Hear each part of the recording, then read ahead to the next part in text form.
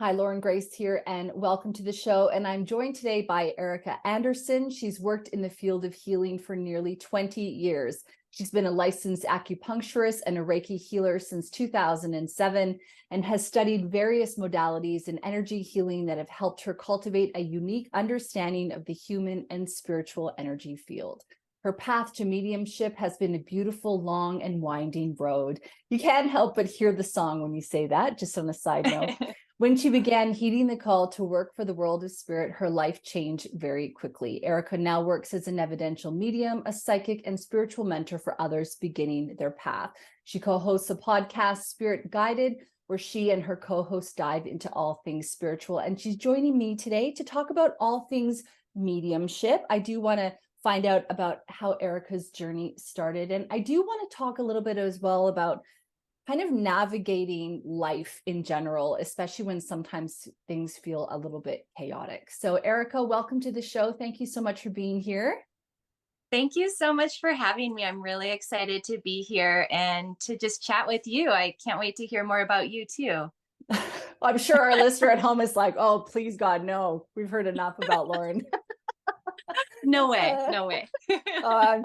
Anyway, what's really exciting actually is that I'm also a medium, and I discovered that last year. And it's really cool when I'm able to relate to guests on that sort of level, because I think before that I didn't really understand it in the same way. So we can definitely delve into a little bit about that today, including what does it mean to be an evidential medium? You know, what does that mean for you? So before we sort of go there, I did talk about how you've been sort of a licensed acupuncturist and Reiki healer since 2007. So quite a while now. Have you been on your journey, your spiritual journey, for the majority of your life? Or did you sort of have that dark night of the soul, which we all hate to talk about, but are thankful for it in the end?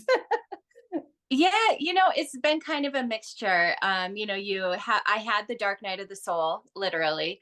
But it started when I was a little girl. I wouldn't say I was someone who knew that I was a medium by any means. But when I look back in my life, it all makes sense. And I think a lot of us can relate to that experience. I did see spirit when I was a little girl, and it sounds so cliche, but it is true. There was, different experiences that I had, but I was so afraid all the time. I was raised really Catholic, really religious, and I just thought something was wrong with me. And I didn't tell anybody when I would see spirit.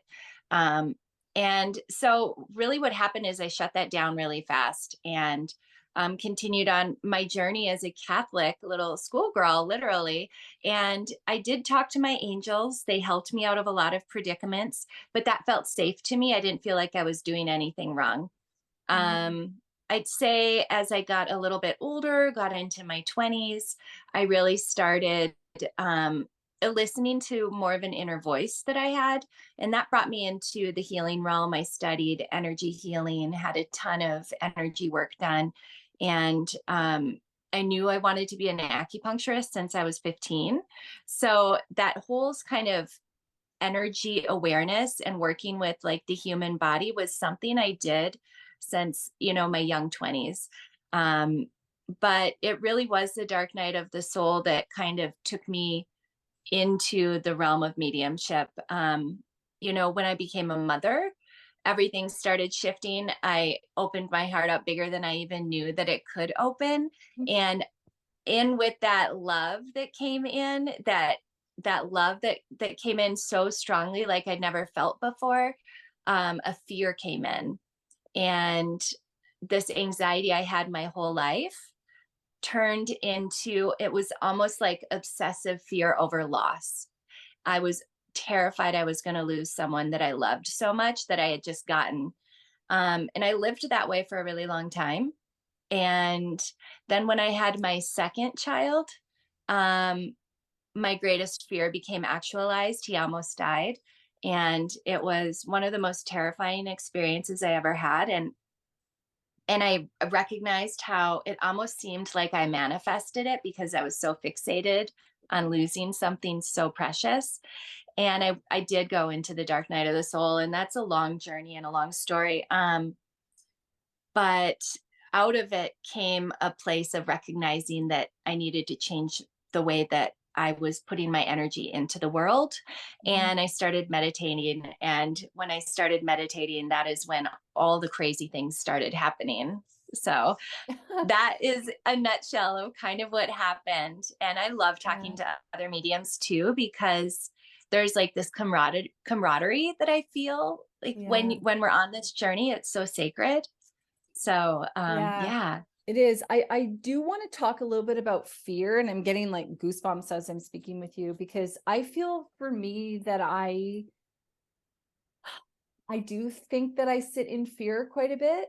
And I think it goes through ebbs and flows, like different cycles. And kind of like you, I think that I sometimes sit and I worry about loss. And I think a big part about that is sort of when we're stepping into our power. And I'm curious to hear your thoughts on that. I sometimes feel like the ego rears its head and is kind of a little bit aware that maybe there's a power struggle going on, or that we are starting to step into the light. And so we're being challenged a little bit more. And I guess I'm kind of curious for you, how you navigate that. I know that, I don't have any children, but I got a dog 2 years ago, and I really got thrown out of my routine, my regular routine. And, so to cut a long story short, I've started doing my yoga again, and I'm starting to do my daily meditation again, which I feel is like a saving grace for me, because it's that reset opportunity. You need to talk about meditation for yourself, but how do people kind of overcome that fear? How did you do that for yourself? I think that that's kind of the life path for a lot of us. And I think, I don't think that the fear ever goes away, but the trust increases and increases and increases so much that it's easier to surrender the mind to the trust of spirit. And that's what I found. So what happened with me is I literally started, first of all, building a relationship to my own mind, to my own soul.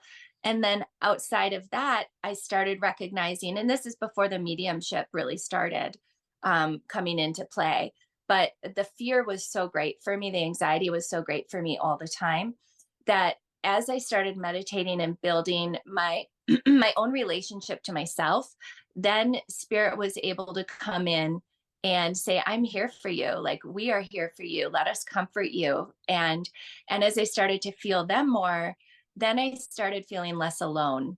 And I started understanding the bigger unfolding of what is all around us, and what this life is, and this oneness that we're inside of. And so I think what's happened is when the fear comes up, I keep surrendering it. Yeah. And that's what I'd recommend, because when we're in this state of fear, and it's an easy state to like go in and out of, right? It's a natural state for, I think, our human selves to wade through frequently. We choose it even, there's drama in it, but our spiritual selves, fear doesn't really have a role to play. And if we keep surrendering the human ego of fear to spirit, then we don't have to carry it anymore. Right? I don't know.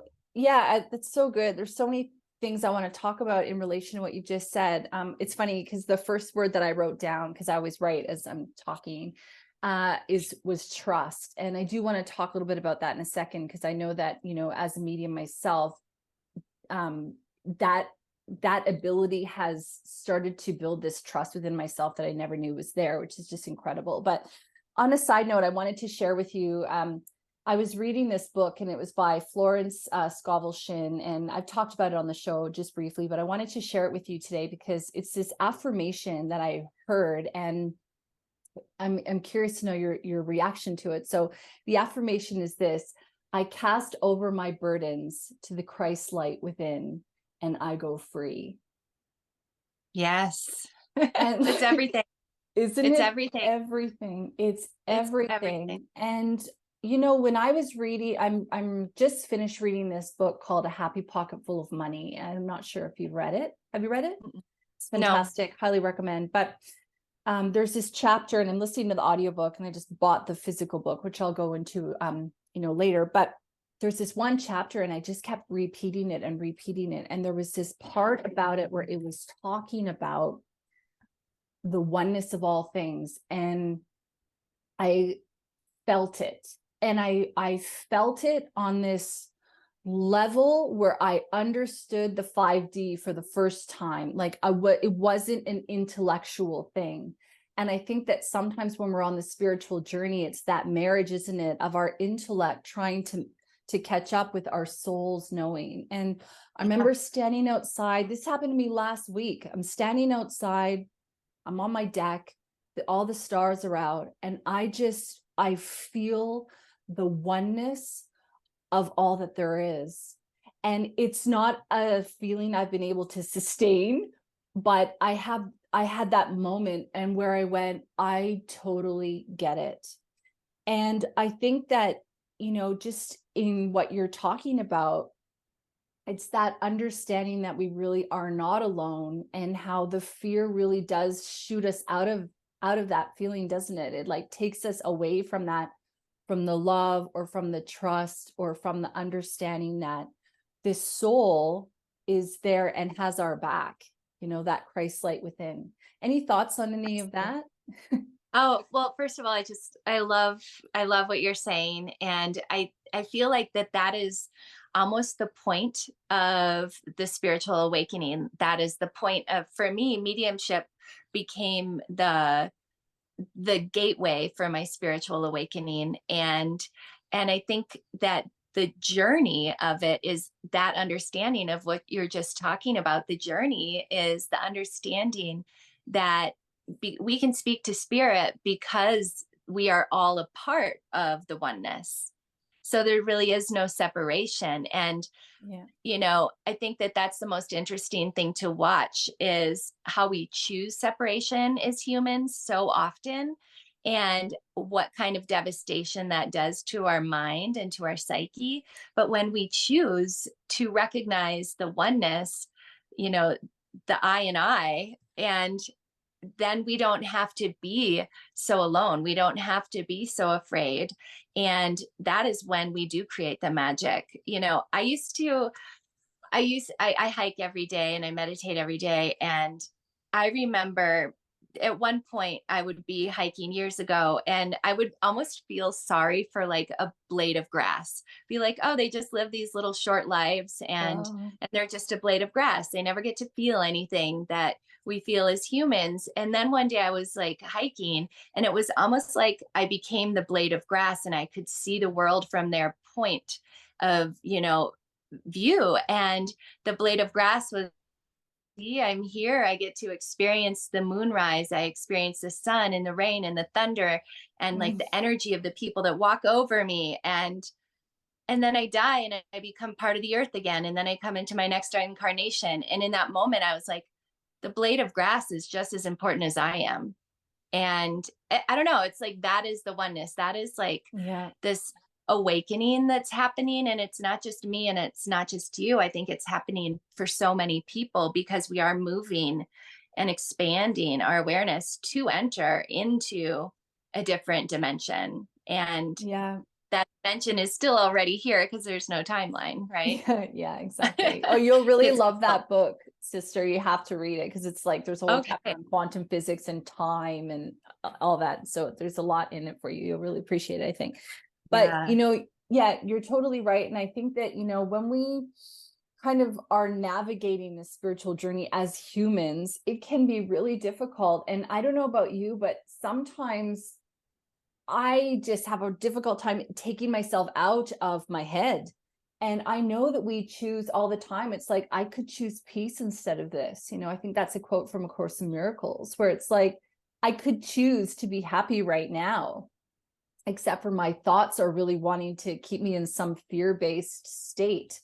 And I guess my question to you here is like, how important do you think it is for us to also honor the journey? Because I think when we know better, it can be frustrating when we get caught up in cycles, or when we feel that, I should be over this by now, You know what I Yeah, mean? And then you totally. talked earlier about surrendering. And by the way, I do want to say that I learned recently, at least for myself, that relax is a synonym of surrender, because I always thought, I read the surrender experiment a couple times, which I thought was brilliant, but it was difficult for me to really understand, well, what is surrender? Like, how do you actually surrender? And then when I understood that relax could be a synonym of surrender, for me, it made it sort of something that I could actually deal with. Yeah, that's a great way of even thinking of it. It's like Yeah. breathing into the moment or relaxing into the moment or letting go of your tight grip on something, relaxing your Yes. muscles or your Yes. mind. Breathe. And yeah, just to release, you know.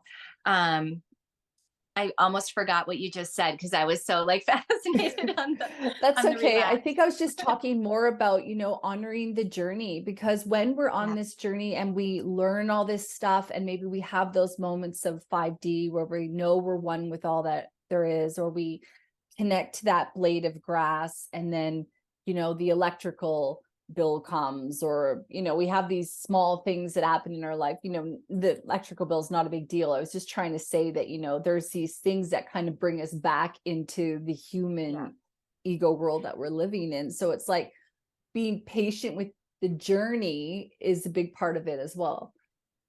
Yeah, well, I think that that's definitely a big part of it. And for some people, the electrical bill is a big deal and they can be on the most beautiful spiritual journey.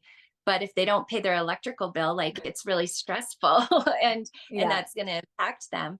But I think that we're humans and we chose to come here to be humans, and humans are not perfect. And so I think relaxing and surrendering into accepting that is part of creating more awareness and creating um, a higher light. And I think that the markers are you may not ever get less frustrated, but I think it's, did you catch yourself this time? Oh, Or did you recognize the story that you were telling yourself? And I think that being hard on ourselves is a human aspect that we can let go of to become more spiritual, but it's, we chose to be human, and so we're never going to be perfect, we're never going to become the full guru. And most of the people who have become the full guru ultimately are shown that they're not really as holy as everyone thinks they are. There's a high hill to fall off of. yeah. So I never strive for perfection. I strive for like authenticity and Mm. strive for grace and giving myself as much grace as I give someone else. And I think that's the journey. And that's the other thing is like our spiritual awakening or our mediumship or talking to spirit and being in that support group of spirit Yeah. isn't meant to be in a little box. Like it becomes a way of life, right? And so we're always supported on this journey and surrendering into it moment to moment when we can. And then when we can't, we'll look back and say, oh, that was a hard moment. I had a hard time surrendering. Okay. Yes, yes. But this too shall pass is a big part of it. And what I love about what you're saying is that it's, in a way, it's progress. It's not perfection. It's about knowing that maybe there'll be some days where we're really wrapped up in something, and then other days when we can sense the oneness of all that there is. I've got to acknowledge too, I have my guides talking to me. They're really wanting us to focus a little bit in our conversation as well about the importance of building relationship with our teams. Mhm. And I think that, when you were talking earlier about how, your meditation has really allowed you to really connect with your spirit guides and with the spirit world, and that you feel less alone. I do think that for me, sometimes I still feel alone, and I know that our listener at home feels like that too sometimes as well. And I think that sometimes we look at people and we think they've got it all together, or they've got it all together. And, we've just reinforced here that that's not always the case, that it's kind of like a redefining every day. It's a being graceful and compassionate with yourself along the journey. But at the same time, there's this whole team around us that are here to help us and support us. So can you talk a little bit about your experiences with working with your team? How would you support somebody at home who's listening, who feels alone, who would like to develop those stronger connections?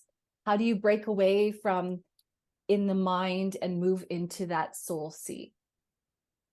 Oh, what a beautiful question. I think it takes time and trust and gentleness. When I went through almost losing my child and literally started tumbling down this hole of darkness. And then I recognized, wow, I can't continue to live this way. And I felt so alone. I felt so alone because the wall of stress and anxiety was so thick around me that I enclosed myself inside by myself. Right. And I think that happens to a lot of us.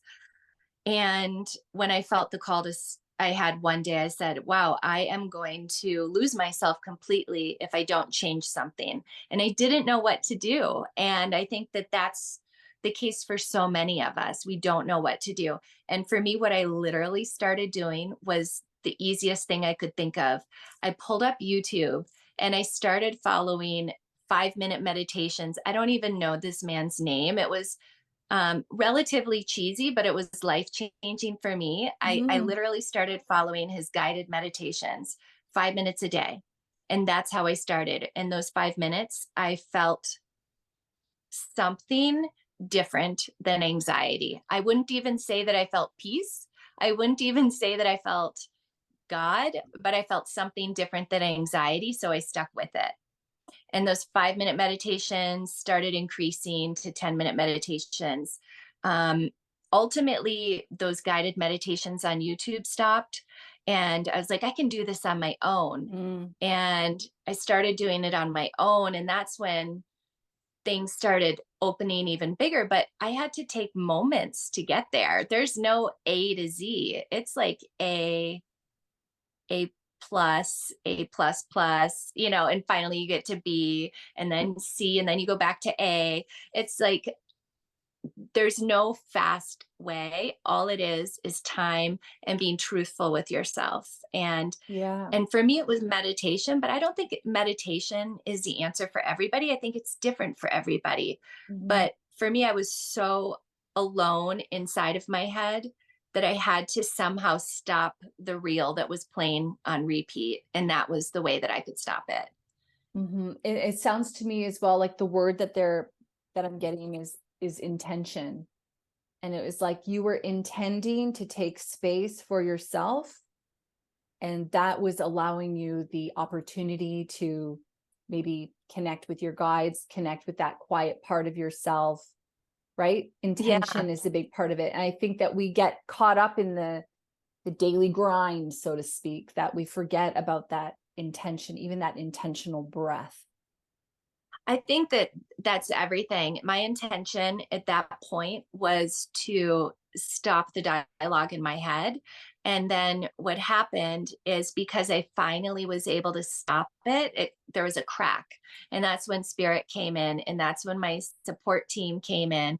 That's when I could feel my guardian angels again. And that's when um, I could start speaking with them again in prayer. And that's when God came in, really. And so I think that the way to ultimately be able to access your spiritual team, your spiritual family, is by allowing yourself to have enough silence to hear them. Oh, that's so Right. good. That's so good. Yeah. And while you were talking, what I was hearing in my head was as well as like, we're always going to be there. We're still, yeah. And they're never leaving us. Right. But you're right. It's creating that silence. I've talked about it on the show before. And, but I had about 4.5 to 5 years off. I quit spirituality. I was like, nope, I'm done. And I just focused on Eckhart Tolle's teachings, all about the power of the now and the presence. So how do you cultivate space? You talked about meditation. Is that primarily what you do? Do you have any mind tricks that you do, any messages that you say, or any techniques? So for me, I really need two different things. I need meditation and I need nature. And so I have two different a couple of different forms of meditation that I use to connect first to my own heart space. And then when I connect to my own heart space, I expand that out into the environment that I'm in. So if I'm in nature, I connect to God through nature. And I consider that my walking meditation. If I have a buildup of energy, or if I've been doing a lot of readings, or I've been going through a hard time in life, I go outside, find my heart, expand my heart as big as I can into nature. And I literally like feel the wind wash it clean, or Mother Earth like rise Oh, up and clean my energy field. And I feel divinely connected to God. And I feel blessed just to be alive in source. And in that time, I can let go even more, because I am a parent. I have stress. I have a medical issue with one of my children. So it's like I do carry a lot of stress and a lot of weight. So that's something that everybody needs to find, what that space is where they can release, because releasing is part of being able to feel our spirit team and to feel our heart. We need to release that which we carry. And then my second thing is meditation. And for that, it's amazing. I could meditate for an hour, or I could meditate for 5 minutes. And sometimes they both have the same result, but it's going inside and finding a quiet space. I used to always do guided meditations, and I think that they're amazing and beautiful. And I still like to do them sometimes, but more often than not, now I just need that silence, because that silence is when I can feel. And when I can feel, then I know I'm connected. And then I'm like, and you're not okay, being directed, right? Because when you're in a guided meditation, you don't have a lot of space for your guides to step in and go, girl, we don't want to go down this forest path. We want to like dive in the sparkly water and clear you, for example. Exactly. And that's true. And at the Yeah. beginning, I think, speaking to the listener who's feeling alone or overwhelmed, at the beginning, I needed that guided meditation, because it kind of taught me techniques of Yeah. breathing and taught me techniques of releasing. And so it really served me a lot. And then now there are times when I need it. If I'm having a really stressful day, it'll kind of bring me into a zone. Yeah. But more often than not, I just crave to just be with spirit by myself and like Yeah. have them, be melded with me. And that's our time. Oh, Do that's you so relate to good. that? Yeah. Yeah, yeah, no, I totally relate to that. I mean, even the other day, I was like, girl, I got to reset. I just came in and I just put on music and I just went off on my own journey. And it's magical, because when when you surrender, relax into, then your guides they will take you where you need to go, and they will, if you trust that process. So let's talk a little bit about trust in terms of mediumship. I find the whole mediumship thing is just absolutely incredible. And I've talked about it before. I had to have a healing to be able to be comfortable with seeing spirit, because I was always afraid of it. And I always knew they were there, but I wasn't looking, I was like, I'm not going to look. I'm not going to look. And I'm curious to know a little bit about you. Do you remember maybe some of your first readings? Do you remember sort of how it showed up for you? Which clair are you predominantly? Our listener at home, I think, is familiar with the clairs, so we won't go into them in terms of Okay. definition, but yeah.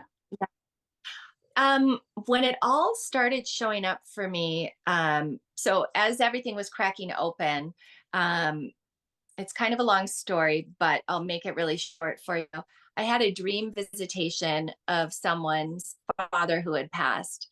And that dream visitation was incredibly powerful. But then he showed up at the end of my bed as an apparition. I mean, he was there. He wasn't able to talk to me, or I wasn't able to hear or understand. And that is when mediumship opened up for me. And so those Did you first see him with readings, your real eyes or your third eye? yes, Your real I eyes. Okay. my real eyes. So I've only seen spirit with my real eyes less than 5 times. Okay. Um, and most of it was as a child, and a couple of times at the beginning of this, mediumship awakening. Yeah. And when I was a child, it was terrifying. So I completely relate to that. As an adult, when this was happening, I knew that it meant I was supposed to follow some sort of calling. And then I sought out a mentor. I was like, I am so confused. What is happening? I need to understand this. And so those first readings were mind blowing. They were mind blowing. It was like I stepped into it with like this full force. I had no idea what I was doing. I didn't know what mediumship was. And it was like this carrot that was dangled in front of me saying, this is the most wonderful thing you'll ever experience. And here it is. And it was unbelievable. Yeah. And then in the blink of an eye, like a month later, it completely went away. And I was like, what just happened? Like, what just happened? And I remember sitting in a meditation. I was feeling into what my guides were saying. And they're like, you know what's possible. Now you have to do the work. Mm. And that I work want to do the work. yeah. I'm like, what kind of work am I going to be doing? I had no idea how much healing I needed. I had Mm. no idea. And so I think that what happened is the mediumship healing went hand and trust went hand in hand with my human healing. And so I don't think you can really separate the two. So when I think of trust, I think that the more I trust spirit in my human life, the more I'm able to trust spirit in my mediumship readings and vice versa. I saw that path build and build and build. And the trust is exactly what you were saying, like this recognition that I'm not just stepping in to do something cool and give someone a reading. I am here to have a relationship with spirit, here to have a relationship Yeah. with my heart and the divine heart. And and just like any other relationship that matters, I have to give it a lot of energy and a lot of trust and a lot of room to grow. And I think that at the beginning of mediumship, I had no idea what that meant.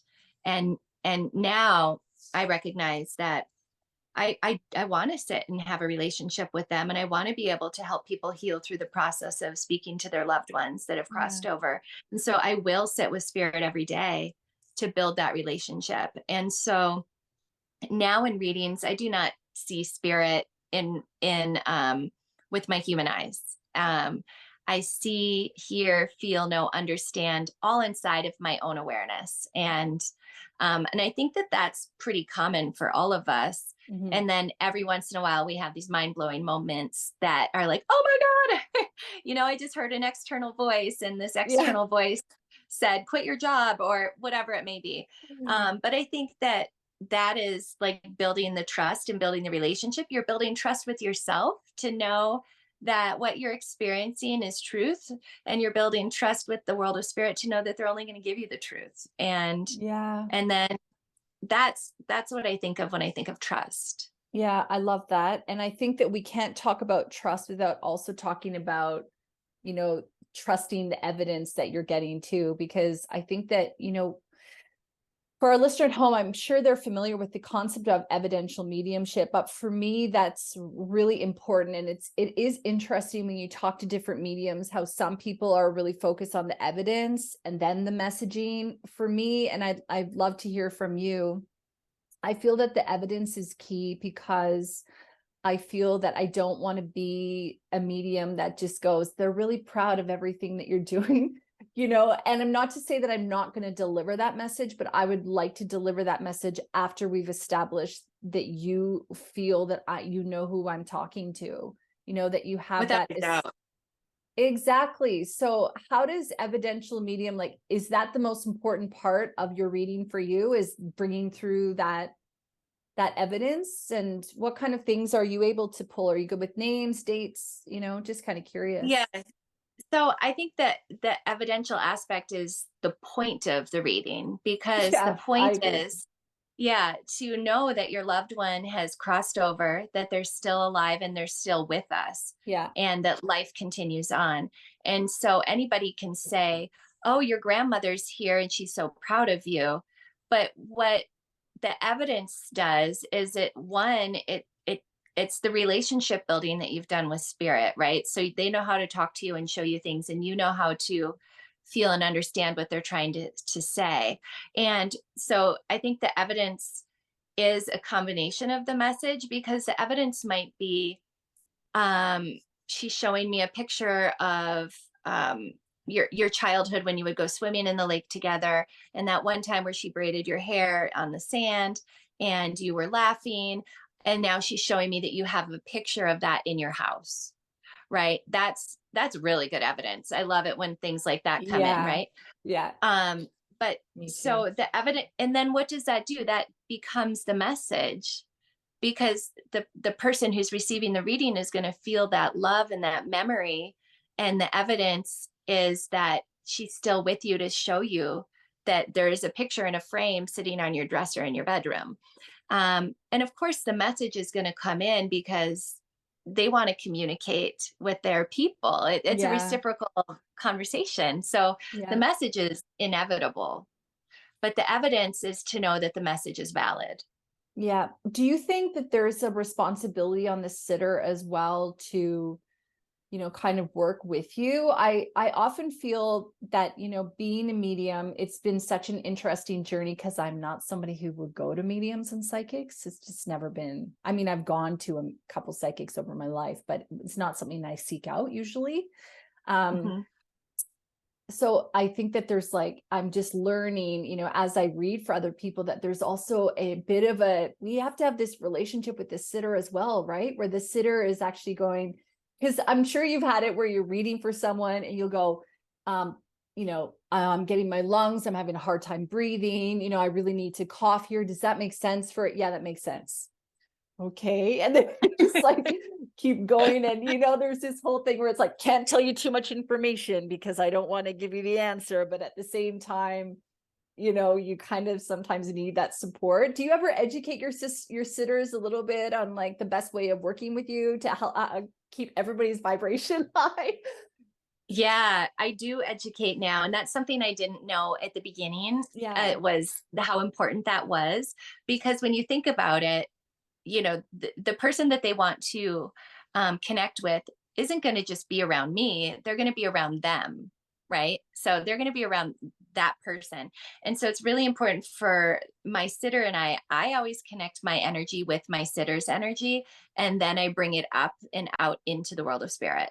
And it's really important that we do that together. Obviously, my job is to be that transmitter and that, that energy creator on the human side. And so, as the medium, we have to lift the vibration, so to speak. And so sometimes it's really easy to do that with a sitter. And sometimes, like you're saying, they're pretty dense and it's a little bit hard. And I don't mean dense as in stupid, but I mean dense as their arms are crossed and their legs are crossed and they're not smiling.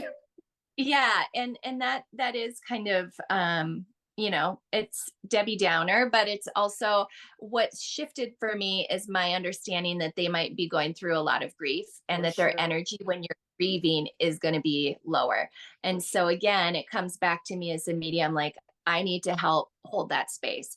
Is it always easy? No, definitely not. And sometimes that is why a reading might be a little bit harder than another time. When you're totally vibing with your person who is receiving the reading, it's like fireworks going off into spirit, right? Yes. Yeah. Night and day. It's crazy because I know some of the most powerful readings I've ever had. My sitter is Lauren, I was just giving you all the positive vibes I could. I was like, shit, it worked. Yeah. I mean, and I think that that's a really interesting thing to think about. And because we're all bouncing energy off of each other. And so a psychic reading is reading someone's energy that's in front of us, that's in body, that's human. And a spirit reading is reading someone's energy who has passed, but they're with the person here who's grieving for them. So it's really becomes a sacred triangle. And the triangle can be a perfect triangle, or it can be one of those weird geometrical triangles that are out of, total balance. So it's important to educate for sure. Yeah, it's interesting. Listen, we're already out of time and I have to apologize to my listener at home because I actually had to delay this by 15 minutes. So Erika, I absolutely love talking to you. I feel that, maybe we need to have a part 2. We can bring you on and just have a different subject because I think you and I could talk for so long about so many different things. And I'm really interested in learning a little bit more about, the things that you do as well, such as the acupuncturing and things like that. Acupuncturing, is that a word? I like that new word you just created. Acupuncturing. Okay. Is there anything that you wanted to bring up just before we sort of wrap here? I know we kind of went all over the place a little bit, didn't talk as much about mediumship, but I really felt that we needed to cover off the things that we did talk about at the beginning of our time together. So is there anything that you'd like to say that I didn't ask you in this particular, episode? How can people get a hold of you? And I will put a link to everything as well in the show notes. Well, at the time went just by so quickly for me. So I will come back anytime you want to talk more. People can find me at spiritualmediumerika.com. It's Erika. And yeah, I'm here in Colorado. I have a podcast, Spirit Guided. Honestly, I love talking to other mediums. I love talking about spirituality, and all the information will be in the show notes. So I don't feel like I need to plug anything. I'm just really excited to talk about what matters the most in life. And so thank you for having me. And yeah, thank you to all the listeners. Thank you, my sister. We'll see you next time for sure. Okay. All right.